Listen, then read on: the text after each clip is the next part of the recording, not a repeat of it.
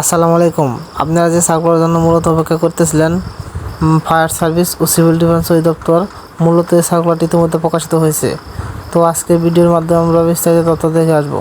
তার আগে ছোট্ট একটি কথা বললেই, সকল চাকরির আপডেট সবার আগে পেতে অবশ্যই আমার ইউটিউব চ্যানেলটি সাবস্ক্রাইব করবেন। তো চলুন আজকে ভিডিওতে কী কী পদ থাকছে, পদগুলো আমরা পর্যায়ক্রমে দেখে আসি। গণপ্রজাতন্ত্রী বাংলাদেশ সরকার, ফায়ার সার্ভিস ও সিভিল ডিফেন্স অধিদপ্তর, Kazi Alauddin road, Dhaka. Fire service ও সিভিল ডিফেন্স অধিদপ্তর রাজস্ব খাতভুক্ত নিম্নবর্ণিত পদে সরাসরি জনবল নিয়োগ করা হবে।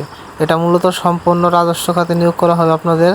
এটা সম্পূর্ণ সরকারি চাকরি। তো 1 নম্বর পদটি হচ্ছে মাস্টার ড্রাইভার মেরিন, পদ সংখ্যা 1 জন।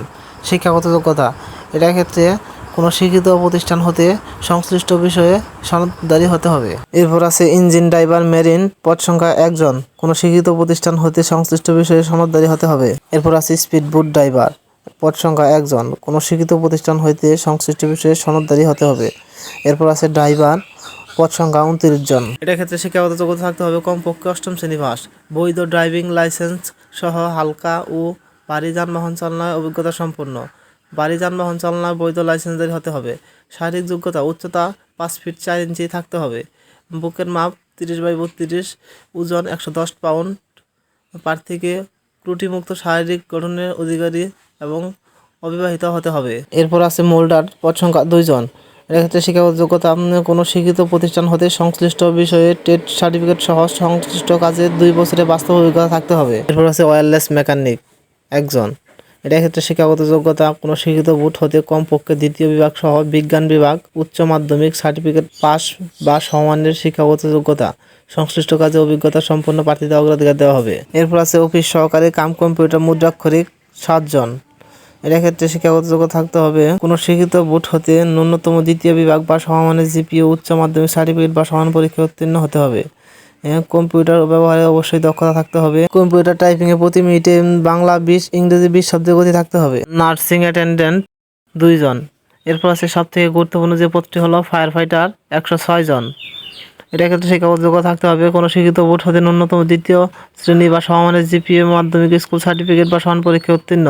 শারীরিক যোগ্যতা, পুরুষ প্রার্থীদের ক্ষেত্রে উচ্চতা 5 ফিট 6 ইঞ্চি, বুকের মাপ 30x32 ইঞ্চি। মহিলা প্রার্থীদের ক্ষেত্রে কোনো শিক্ষিত বোর্ড হতে ন্যূনতম 2য় শ্রেণী বা সমমানের জিপিএ মাধ্যমিক স্কুল সার্টিফিকেট বা সমান পরীক্ষায় উত্তীর্ণ হতে হবে।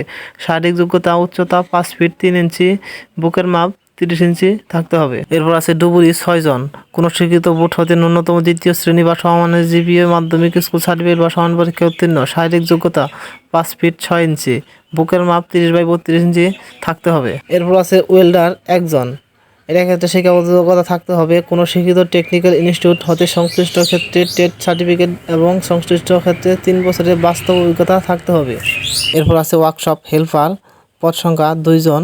এটার ক্ষেত্রে শিক্ষাগত যোগ্যতা থাকতে হবে সরকার অনুমোদিত কোনো ভোকেশনাল ট্রেনিং ইনস্টিটিউট বা টেকনিক্যাল ট্রেনিং সেন্টার অনুমোদিত প্রতিষ্ঠান হতে সংশ্লিষ্ট ক্ষেত্রে সার্টিফিকেটধারী হতে হবে। এরপর আছে অফিস সহায়ক, 2 জন। এটার ক্ষেত্রে শিক্ষাগত যোগ্যতা থাকতে হবে কোনো শিক্ষিত বোর্ড হতে মাধ্যমিক স্কুল সার্টিফিকেট বা সমান পরীক্ষায় উত্তীর্ণ হতে হবে। এরপর আছে সর্বশেষ পদটি হলো মুসি, 1 জন। এটার ক্ষেত্রে 8ম শ্রেণী পাশ হলে আপনারা আবেদন করতে পারবেন। তো টোটাল আপনাদের মূলত 162 জন লোক নিয়োগ করা হবে। এখন আমরা আবেদনের শর্তাবলী দেখে নেব। প্রার্থীকে অবশ্যই বাংলাদেশের স্থায়ী নাগরিক হতে হবে এবং জাতীয় পরিচয়পত্র অথবা জাতীয় পরিচয়পত্র প্রাপ্তির অনলাইন আবেদনের কপি বা স্লিপ থাকতে হবে।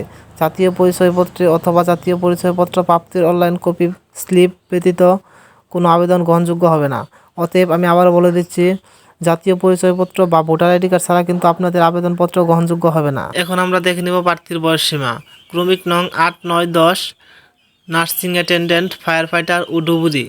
এই পদগুলোর ক্ষেত্রে যাদের বয়স হবে 18 থেকে 20 বছর তারাই শুধু আবেদন করতে পারবেন এবং বাকি সব পদের ক্ষেত্রে যাদের বয়স 18 থেকে 32 বছর পর্যন্ত হবে তারা আবেদন করতে পারবেন। এরপর আছে ফায়ার সার্ভিস ও সিভিল ডিফেন্স অধিদপ্তরের নিজস্ব ওয়েবসাইট www.fireservice.gov.bd।